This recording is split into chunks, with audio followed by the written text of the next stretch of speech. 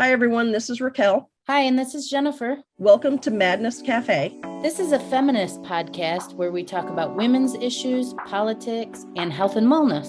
And where those issues intersect. Hey, everybody. Welcome back to Madness Cafe. Today, Jennifer and I are joined by Cara Tuttle Bell, and she is an award-winning feminist activist educator who has worked in higher education for over 15 years. Cara holds a JD degree from Vanderbilt University Law School, Master of Arts in Women's and Gender Studies from the University of Louisville, and Bachelor of Science in Political Science from Ball State University, where she graduated summa cum laude. She currently serves as the director of the Project Safe Center for Sexual Misconduct Prevention and Response at Vanderbilt University, where she also is a senior lecturer in the College of Arts and Science, teaching in the Women's and Gender Studies program. Cara is a frequent speaker and workshop facilitator for skills and theories related to women's empowerment. Cara lives in Nashville, Tennessee with her husband, Lance, and dogs Leo and POTUS. And she is the author of this amazing book, Drowning in Timidity, Women, Politeness, and the Power of Assertive Living. Cara, thank you so much for being with us today. We are very, very excited to talk to you. Thank you so much for having me. I'm really glad to be here. So the first thing I want to say is this is the first time I've ever ordered a book, and it came signed, and you included all of these really cool stickers. I mean, that was amazing. And my favorite, where's my favorite? Yes, girl, yes. I was super excited and motivated by that. Now, tell us about you, a little bit about your history and how you came to have such a unique position within the university. And it's a lot, but how did you decide to write the book? Okay, thank you. And I'm so glad to hear that, because if you order directly from the website, I do throw in fun things that I have around that are speaking to me, and I'm glad people enjoy them. The book's available some other places, but you don't get that level of personal service unless you buy from the website. Yeah, so I grew up in rural Indiana. I was really raised to be a very well-behaved girl, a lot of traditional gender socialization, and learned to be appropriate and ladylike and pleasant and quiet. And I would say, starting around adolescence, it didn't really feel like who I wanted to be. And I think I had this sort of girl power sense at that age, the rumblings of that, but not absolutely, but not a language for that, and not a feminist identity at that point. But I loved politics and I loved arguing, and people kept telling me I should be a lawyer. And, I was considering that and some other things, but went to undergrad, ended up majoring in political science because I loved it. Again, a really good thing to do as a political science major is go to law school. I did go to law school. I was very timid even then. I was still trying to come out of my shell. Law school is very good for that, but it can be a very painful experience if you're not quite ready to do frequent public speaking and sort of own your opinions. But it made sense for me because it was what I wanted to do, and it got me where I wanted to go. Now, the career, to speak to that, has been, I came up through university women's centers. All the women in my family are teachers. So, my sister and I both work in higher ed now, which is not random. Education was just central in my family, and also just, really held the promise of the way out of that type of community, and out of a community in which there was a lot of domestic violence, and domestic violence actually, in the family home. Law for me was a way to ensure some independence, but also then give me some tools to advocate for myself and advocate for others. I was doing general women's center work, which is like speaking with authority at salary negotiation, supporting parents and mothers. You work for getting spaces for them to nurse on campus, if they want to nurse, do some self-defense. There's some workshops on understanding your car. I mean, just a little bit of everything that was designed to empower women in particular, but it's broad-based. It's meant to be an inclusive space on campus. which included addressing sexual harassment or sexual assault on campus. But this became a huge issue, national news, some more governmental scrutiny in about 2012 to 2014. And I was in the right place at the right time for this type of job. I mean, it's a job that's not for everyone, but given the experience I'd had thus far, which was working with both accused students and people who'd been impacted by those types of harms, I had the law degree, which is good for the compliance side because there's a really legalistic aspect of this, but I had the women's and gender studies degree, so I had enough like feminist credentials to be convincing to our community that that was going to be the framework of doing the work. And so that's how I've gotten into this. And unfortunately, there's plenty of work to do. So, I stepped into this role focusing more narrowly on addressing sexual misconduct in 2014, but that work certainly continues. And so I've been in that role at Vanderbilt all this time. Now, assertiveness is part of that. Assertiveness is actually part of all of it. If a woman's going to negotiate her salary, she has to have the nerve to do so. She has to have the tools to do so. So a lot of the work of like feminism on campus is about addressing what you can, controlling what you can control, acknowledging that inequity and discrimination occur all around us, but how can you position yourself to be safer or to be involved, to be included, to be thought of, to be hired, to be retained, whatever it might be. So assertiveness has definitely been a constant theme in a lot of those workshops, but it's a really important part of risk reduction and boundary violation resistance, or creating healthy relationships by setting and maintaining boundaries. So that's where this all, for me, kept coming back to, which I was like, well, this is the underlying issue. How I came about to write the book was in the pandemic, they closed campus and they sent us all home. And a lot of my work, at least in the short term, came to a screeching halt. And I was not sure what to do with myself. I mean, I love work and, I'm a nerd. I love all the things about working on this issue, working on a college campus. But a lot of the traffic in the center that I run here was student traffic based on what was happening in their living quarters, on campus. Now, in the long term, of course, we sent them home at that time, and we sent people back in places that weren't necessarily safe for them either. So the work picked back up. It's not just that they were experiencing sexual harassment or assault in the campus environment, but in the short term, it was kind of like a break or a sabbatical I was never going to get otherwise. And then this woman who had seen me speak a few years ago reached out to me on LinkedIn and said, why don't you have a book? And she's a small feminist publisher herself. She really is also in the business of empowering women. And she's a few years older than me. And it was a friendly but scolding, tough love conversation that I needed. And so I was like, okay, fine. This I can do at this time. I mean, it was just one of those things that really was the only way it was going to get done. She gave me homework assignments, so I turned in like a chapter a month, and I really wanted it to be very accessible and to be a tool like the one-off conversations I kept having with students and younger women in the workplace. Was this kind of coaching that often started with salary negotiation for them. That might be why they initially sought me out. And I'll help anyone do that. I mean, I've texted my sister a script before, when she was had an unexpected call, got a job offer. If we need to do it, in a 3-minute pep talk, we can do that. But everyone will be more successful if we're not trying to cram and trying to hold firm and have nerve for 5 minutes once every 3 to 5 years, right? So there's something more to be had here. And that's what I was trying to write about. Was this goes beyond salary negotiation. If we're going to change our lives, if we're going to actually address gender inequity, it can't be the individual woman negotiating her salary and not telling anyone else about it and not bringing other people up with you. So that's how we get here. Yeah. Wow.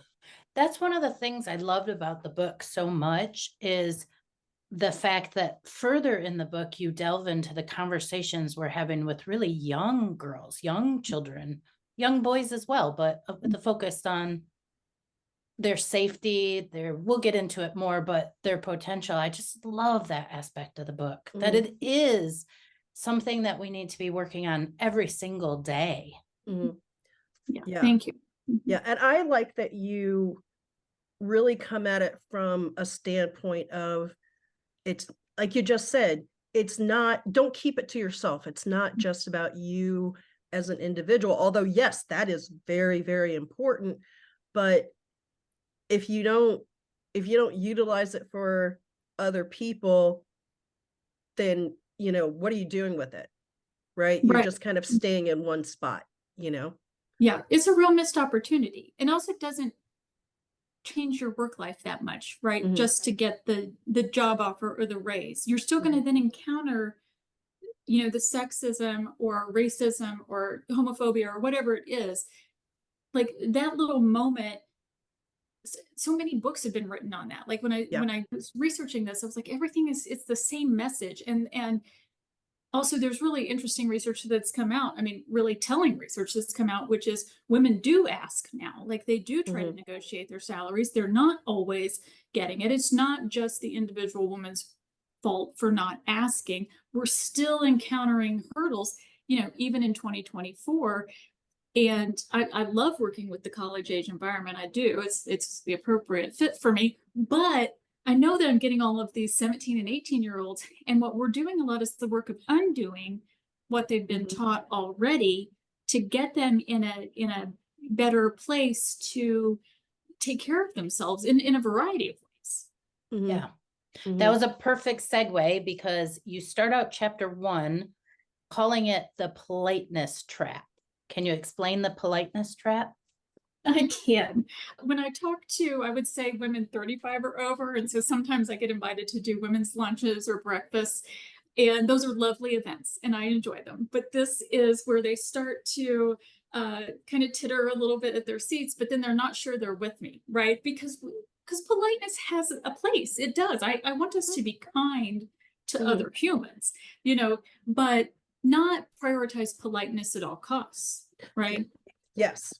Right. I mean, that's not the main goal of surviving every day, right? Is that we avoided all potential ruffles, ripples, you know, and conflict, because a lot of harm happens when passivity or passive aggressiveness is our approach to human interaction.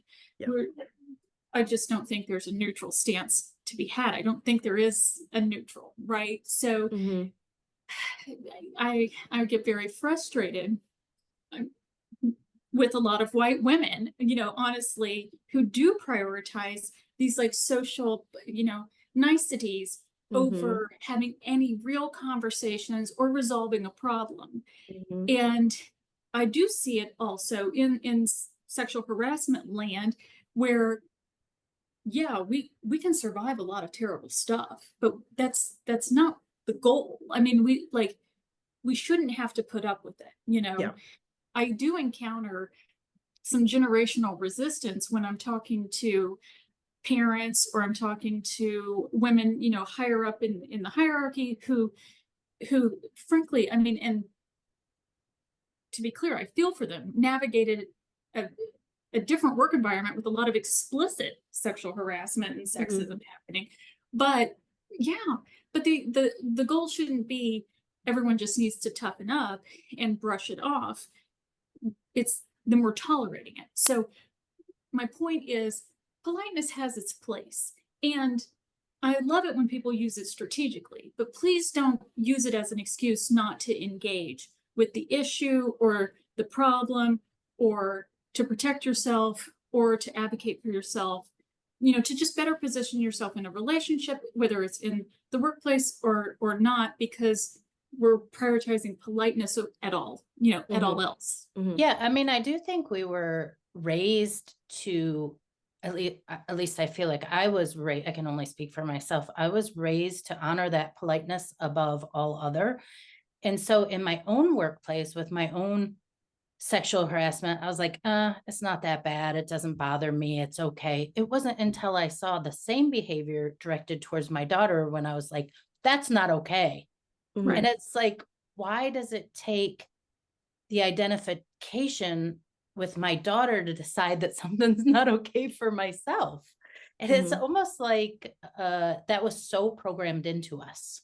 Mhm. Yeah. It really is. It's and where I find that I can get through to people is I say, were you raised to be seen and not heard as children? And so many people are still saying, yeah, and especially daughters, seen but not heard. But no wonder they're not telling us about what's happening to them, Mhm. about like who's, no wonder it's getting all internalized with the anxiety and depression and, suicidality and eating disorders. If you're raising them to sit there and be pleasant and smile and tell everyone everything's fine all the time, to be seen and not heard, we aren't creating change. We're just delaying, what your actual goals are for them, which is to have a healthy, safe, and authentic life. We're perpetuating the problem where we're not really able to tackle any of this until they're in their 20s, and we can begin again the work of undoing. Right. And then there's, and speaking for myself and, probably some other people as well, being a Southern woman raised by Southern women and being a woman of color, politeness has a whole other level to it. And timidity and all of that there's a different level to that, because it's don't rock the boat, don't make anybody else, i.e., don't make white people uncomfortable, don't stand out too much. I mean, you don't, it all comes in together. But if we don't go beyond that, things are never going to change, right? Like that and you make the point in your book. In fact, you write on page 42, and this kind of like draws in a lot of different things, but you say, to live assertively and authentically, I believe that I must also be increasingly committed to anti-racist, anti-discrimination efforts, education, and action. The year 2020 fully convinced me that it is white women who are most prone to drowning in timidity, and the consequences for all of us are dire. Woo. Yes, it is all of us. We are all affected by this.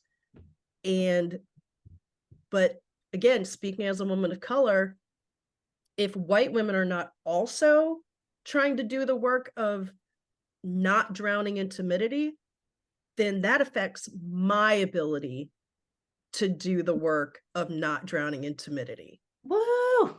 Yeah, absolutely. Absolutely. I mean, I've seen that on different teams that I've been on, also in different workplaces, because Mhm. where I worked in Chicago and where I work in Nashville are very similar on paper, but they are different in practice, because Yep.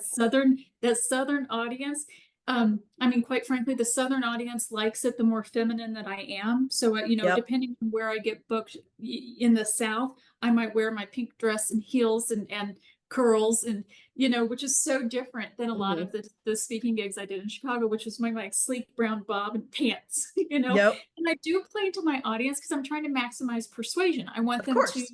engage with me and think and be on the journey. And I know I'm pushing against some like strongly held rules of Southern society. But I think when I wrote that, that was the year of the black image on Instagram. And that was just the Yep. thing The everybody did. black square. It Black was. square, It was.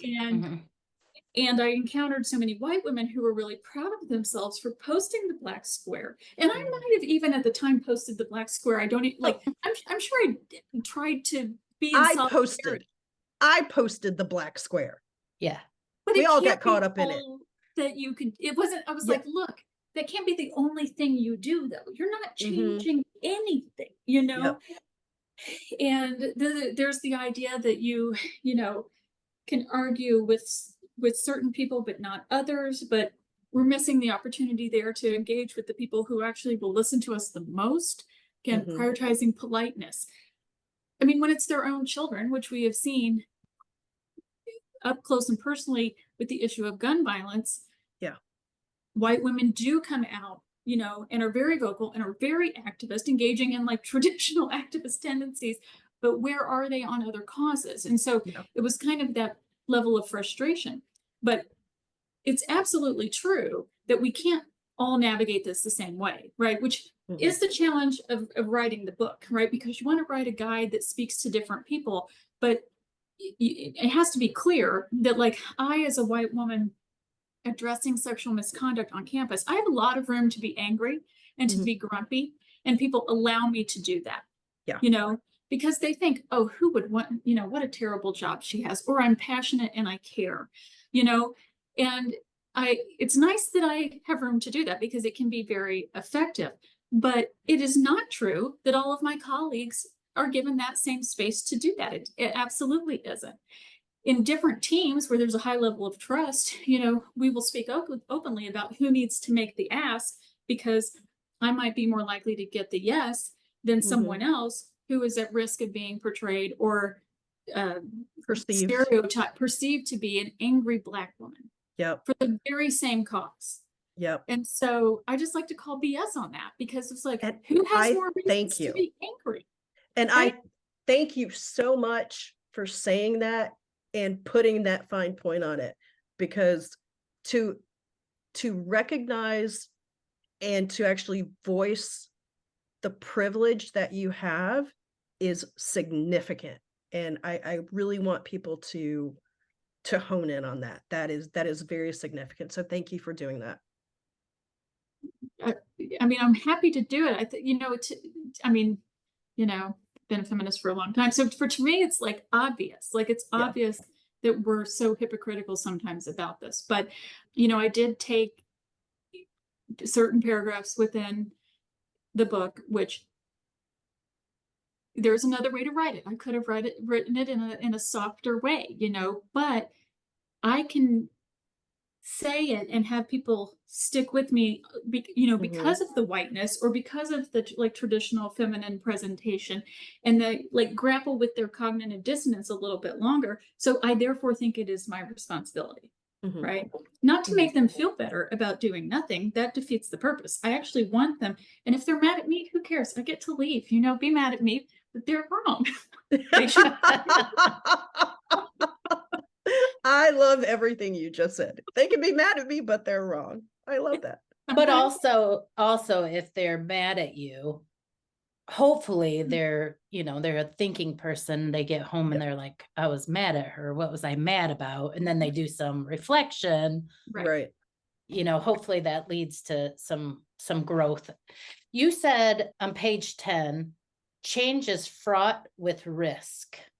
I feel like that's kind of what we're talking about. Maybe not specifically for white women, maybe for everyone, but I feel, why is change fraught with risk?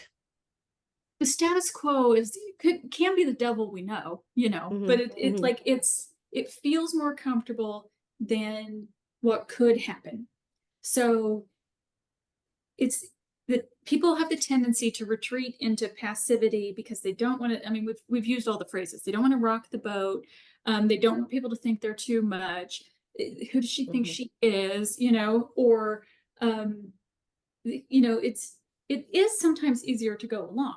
I'm fine with these things as a strategy. You know, politeness when appropriate as a strategy, not politeness above all other, you know, values, you know, in behaviors in a meeting. And passivity, I mean, there's some days I don't have it in me, you know, I mean, like when we've had every meeting on Zoom, no, you know, I could not like bring it 8 hours a day in a Zoom meeting. That's real. There was something so draining about that. Plus I was trying to overperform to stand out and to be persuasive. And I believe that we need to like choose our battles. So I'm not asking everyone to like go hard at it all the time, but nothing will change if you don't try. So if we are not happy with where we are at work, in our relationship, with our parents, with our partner, whatever it is, yes, there's going to be a risk there, because what we're going to do is advocate for ourselves, some want or need or some change, and that doesn't have to be accepted. Like, that's what people have to understand. This isn't a cure-all. It's Yeah. a communication strategy. So you'll never get the change, the better relationship, a more egalitarian, work arrangement or sharing of chores or more sex or whatever it might be. You're never going to get the thing if we keep expecting people to read our mind. And if that's your strategy, they're probably going to do what a lot of people do, which is just continue on in self-interest and not think of the thing that you haven't said, So it could be a mini risk, but it could be a major risk, So that's the assertiveness depends on if you're just going to ask, your boss for some time off, low risk. If you're going to walk out in the middle of the day to participate in a protest, higher risk depending on your workspace, your safety at that event, varied risk depending on who you are. So I mean, I want people to embrace assertiveness as daily practice, because then it becomes more routine, and then they're thinking through these things. They're planning, they're preparing. We're doing some empathy mapping of thinking of who's on the other side. So we can't just try to do it impromptu for salary negotiation purposes every 3 to 5 years. It's not working for any. Right. Okay. So you just, that whole section of you talking just now was leading into what I was about to ask about. And then you brought up the specific topic I wanted to talk about.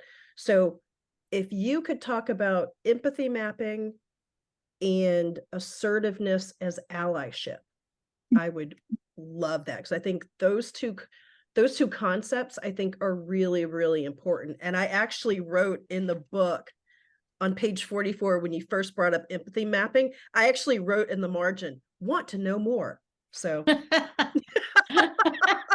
I love you so much, Raquel. Yeah, I'm happy to. I don't even know where I learned of that the first time, but really, if you Google it, if you search it, a lot of the things that will come up are about selling a product.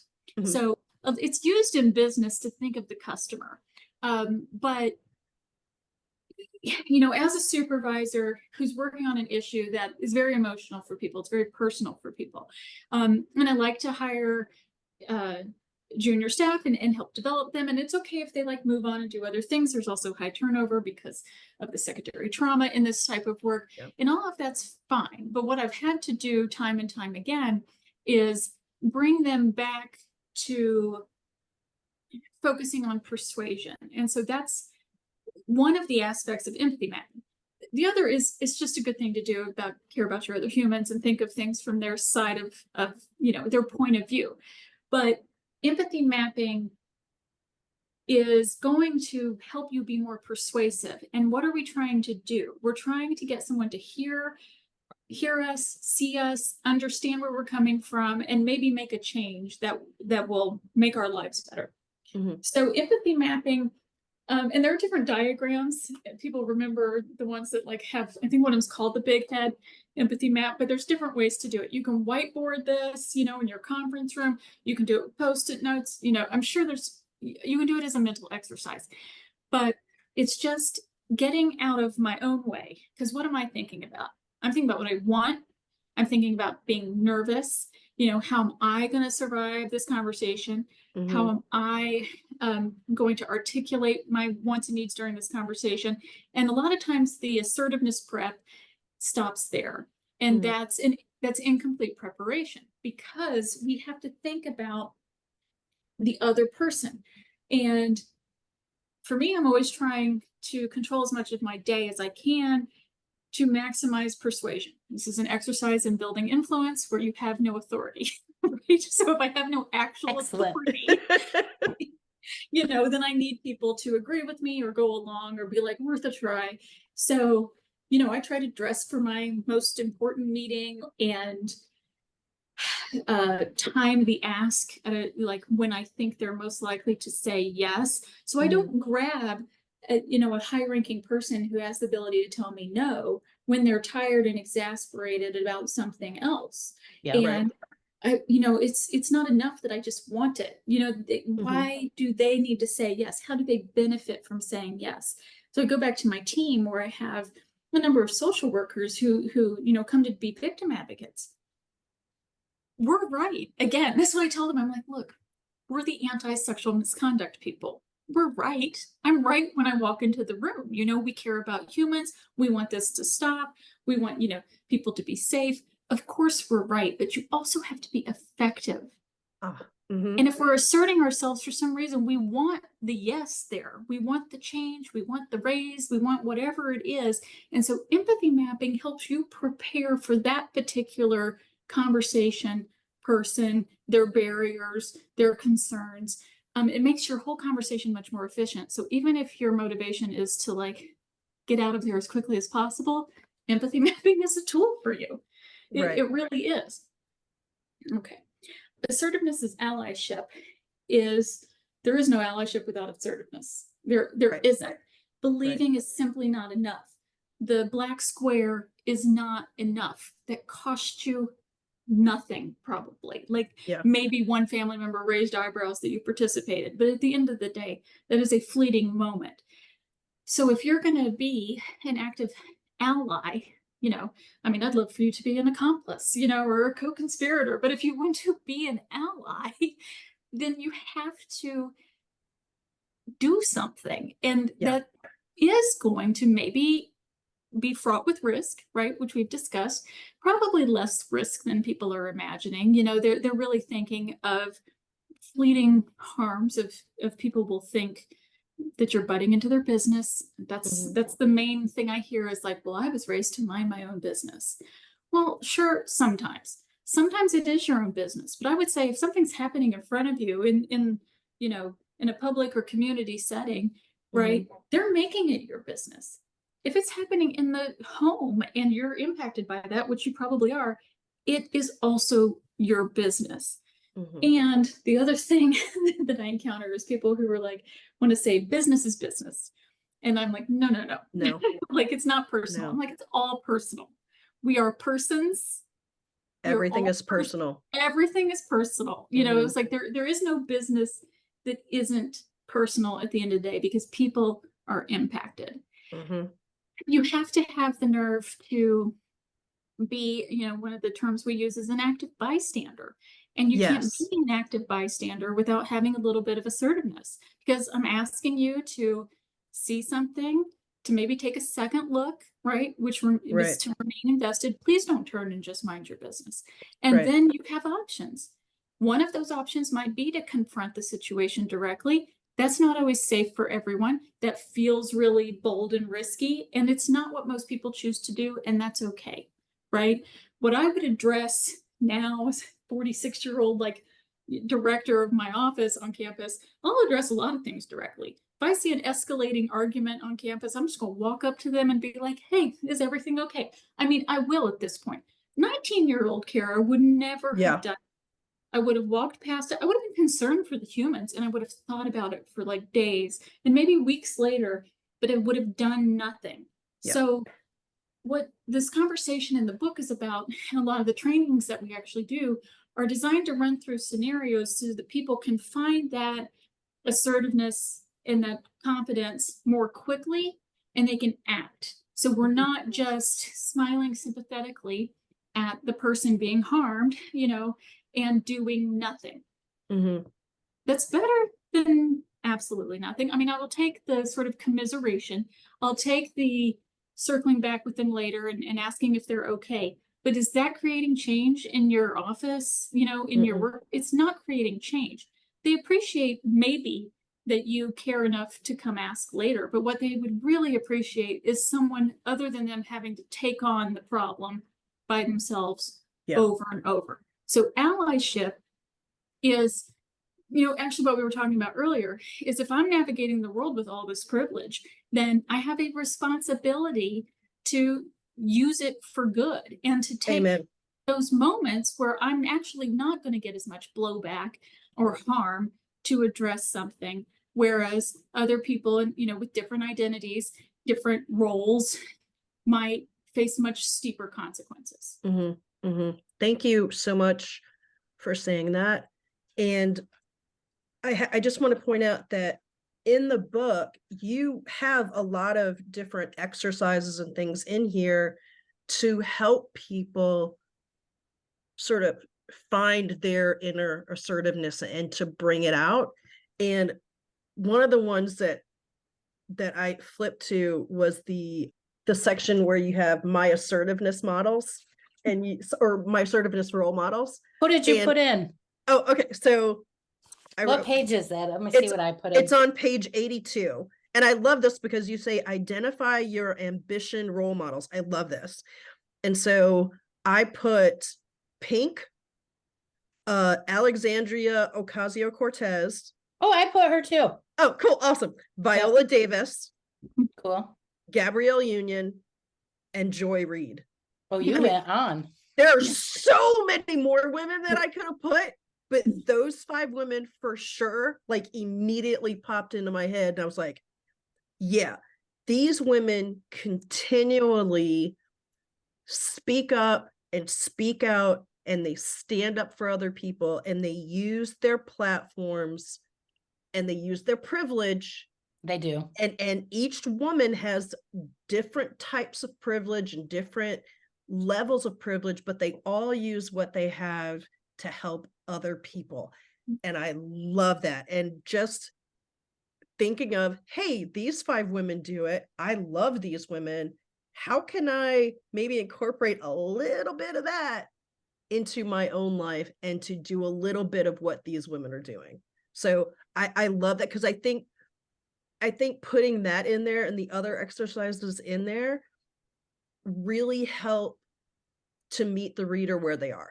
Yeah. And I think that's key. And you do that very well in the book, Cara. Thank you. I agree. I think the exercises were extremely helpful, really easy to do, but very thought-provoking at the same time. It was like, oh, okay, this is really like making the point stick through my own writing.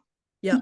Yeah. And it can be fun. I mean, I think like a lot of it is fun, right? So I was like, I don't know if I wrote about her now, but like growing up was like Claire Huxtable was absolutely a role model. And I mean, I loved her. I mean, I watch clips, you know, of her now and then feel really like empowered, like I'm going to go get him.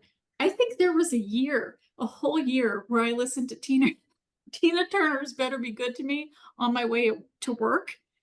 It was a tough year, you know, but also it was like I needed amp, where I was like, no, going in, you know, hot, going in fearless, going in armed. And Tina was like amping me up. And you just got to find the people that speak to you, you know, and make you feel better and make you feel more capable. And it's okay if you find them, you know, in pop culture.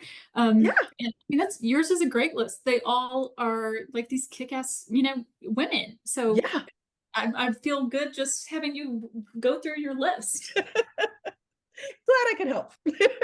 All right, I'm going to change the conversation just a little bit, as I like to do. You do talk about sexual harassment, and you say that many people continue to believe that persistence is acceptable when initiating sexual activity. I think that is a really strong point, and especially so maybe on a college campus. Can you talk a little bit more about that concept, that persistence is romantic?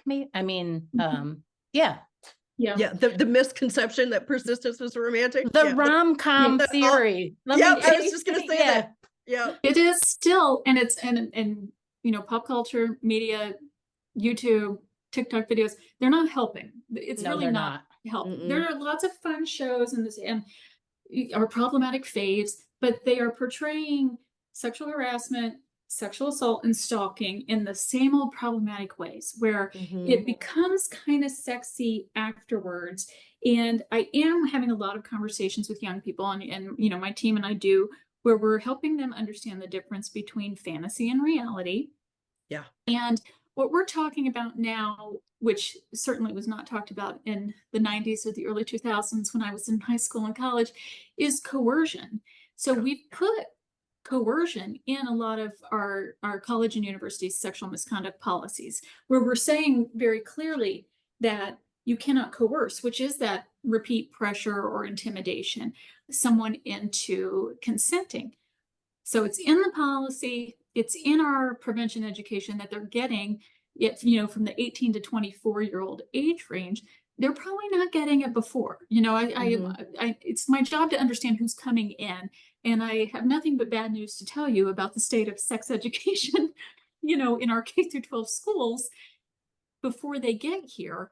And I can tell when I'm talking to first year students and I'm saying things like, you have to abide by the first no. If they tell you no, you don't get to keep asking and asking. There's some smirking, there's some laughter, there's some concerned looks, because male fear of being accused of sexual misconduct is very, very high. I try to figure out how to use that fear. So that fear is very high. The issue's in the news enough that they know that sexual assault is an all too common part of college, that there is a procedure now that is really, which is Title IX, you know, offices on campuses which address the harm. They are very fearful of being accused. But what we're not doing very well as a society is helping them figure out how to obtain consent. So the persistence is really quite routine. Persistence, you know, for my graduate and professional students, for like junior faculty, you know, again, I'm on the college campus, but you can apply this to any type of employment, right? Who are your most vulnerable people in that sphere? They're probably subject to repeat pressure, propositioning, unwanted compliments, which they're not compliments. I'm saying that sarcastically because people are misunderstanding the difference between like, you look nice today, and then something that's like overt and sexual and unwanted and inappropriate. That is happening often without consequence, quite often, because what are the tools? Well, the tools to address it, we're told, are these laws and policies, but those laws and policies are requiring a pretty severe, language is like severe and pervasive, level of that kind of harassment before they will address it and take action, and anyone would face any corrective action or penalty for that. So in the space between, there is some room for assertiveness sometimes. And I say that very carefully because in no way do I want to be victim blaming whatsoever. And I need, you know, the listeners to understand that, like, we all know here that there are going to be some times where people are not trying to hear your resistance or respect your boundaries. They are very clearly trying to violate your boundaries. So it will not work for everyone. And I wish no one had the responsibility, you know, for doing that themselves. But there are some things we know about risk reduction, which includes assertiveness. And so I try to very carefully in the book offer those as strategies to try if you find yourself in this situation, but also know that it's not personal failure if it doesn't work, right? That the responsibility for those harms really lies with the person who is causing it. Right. Well, you know, and I think it's important that you bring up, especially because you work on a college campus, there's especially with freshmen coming in and sex education not being what it should be, and relationship education and all of these sorts of things that aren't being taught.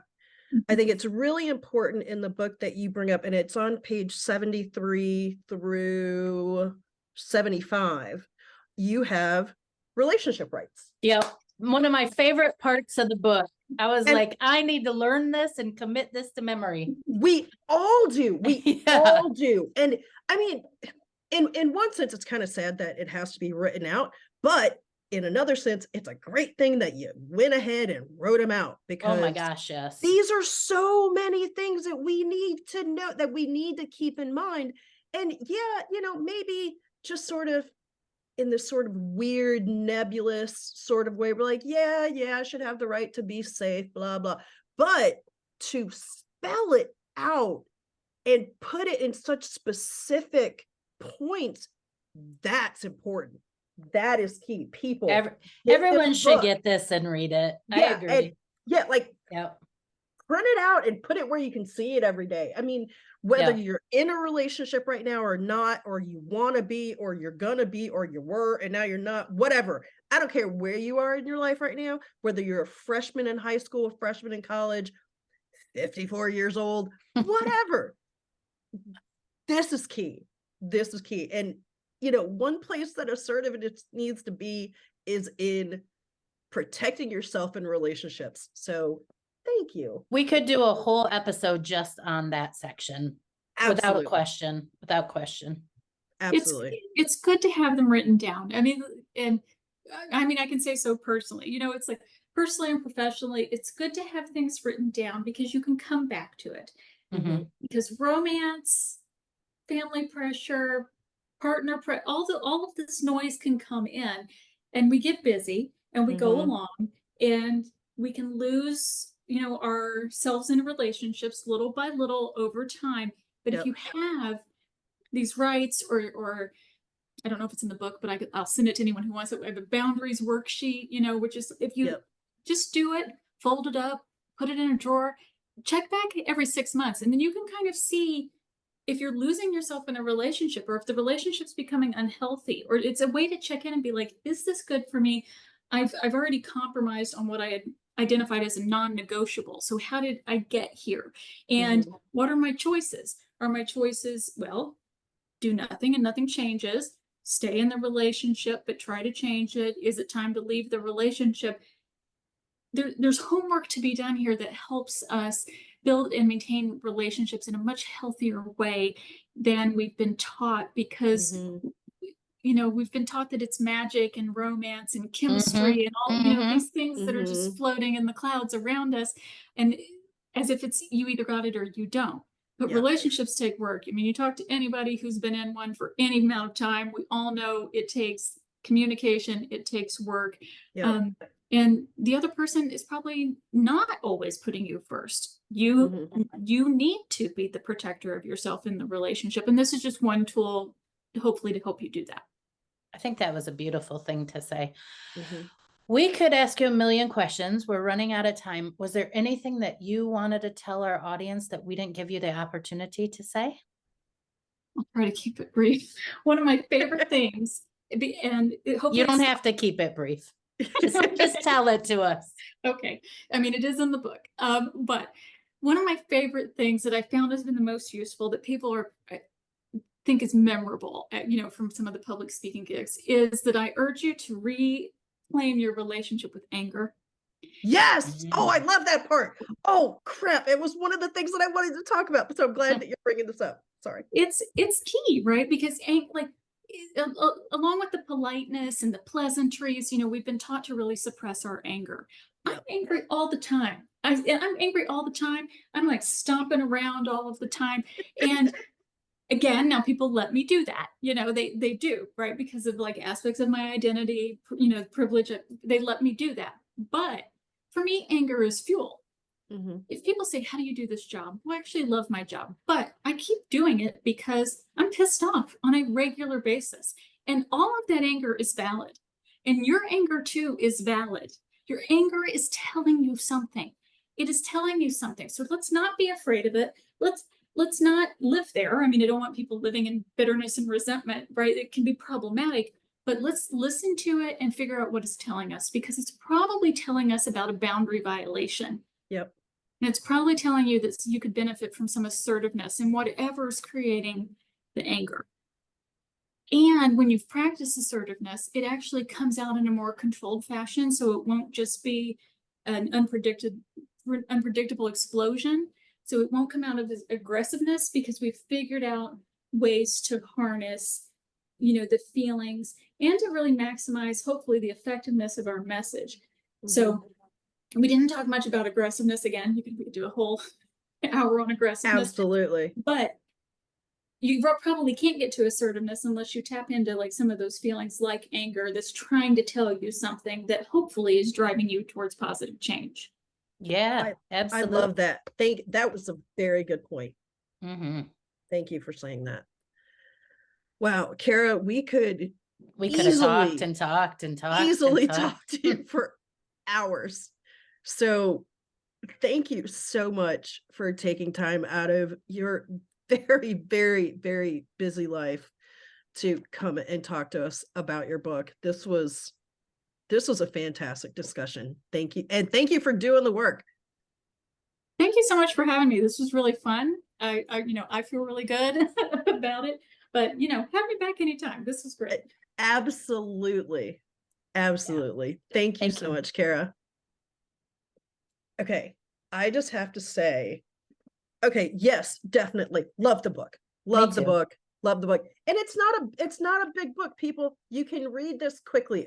But it's very impactful. But what I have to say, which I just love, and I feel like I'm glowing, but You are. having this conversation with Cara really just brought the book to life for Totally. me in a way that complements having read the book. You know what I Oh mean? Like it just sort of lifted it to a whole new level, because it's such a good book, and the exercises that are in here are so good. They give you a way to put what you're reading into practice before you go out and put them into real life practice, Oh yeah. which And I think also, is really effective. and also personal perspective. Like Yes, you think about the ideas that she's brought up and how does this apply to me, and what are my needs and wants, and again, why does the person I'm going to go talk to care about my needs and wants exactly. before you go into that discussion. Absolutely. Yeah, it's so good. And honestly, like I said, it's so accessible, Very. but it's incredibly impactful. Like the information, just because it's a thin book, people, this stuff is not dumbed down at all. This is really important information, and it's presented in such a way that I think Cara meets the reader where they are.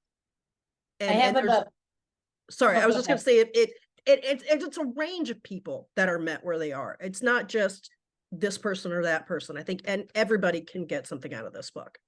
Totally. I agree with you totally. I didn't mean to cut you off. I just got excited. No, go ahead.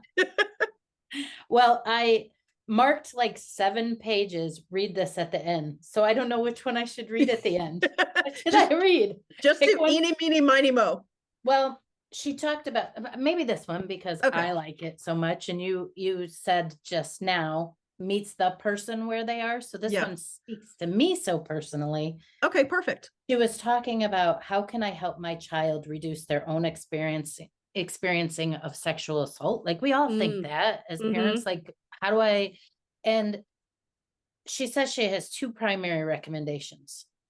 The United States is in desperate need of earlier, accurate, comprehensive sex ed in K through 12 schools. We know that. We brought that up several times on the podcast. Like we don't even know how our own anatomy is structured. Yep. Right. And then number 2, we must allow our children to feel and express anger.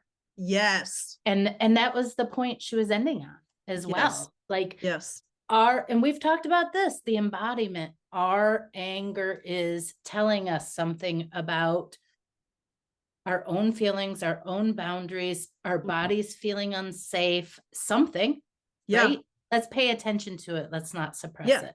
And paying attention to our anger will help us to tap into our assertiveness so that we can be a better ally to ourselves, to other people, to the world, so that we can be a greater agent of change. Totally. Personally, socially, worldwide. I think it's so much is packed into this book. It really is. I'd love to see this book as, part of a health education class in high school. Oh, yeah. Because I've seen the health education in high school and they're still talking 4 food groups. I'd like to see something like this. Yeah. I'd like to see this as part of the package when you do your college orientation.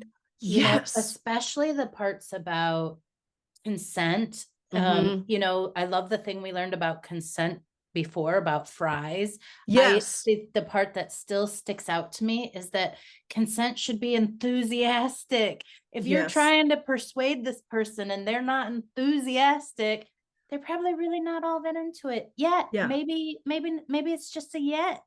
Yeah.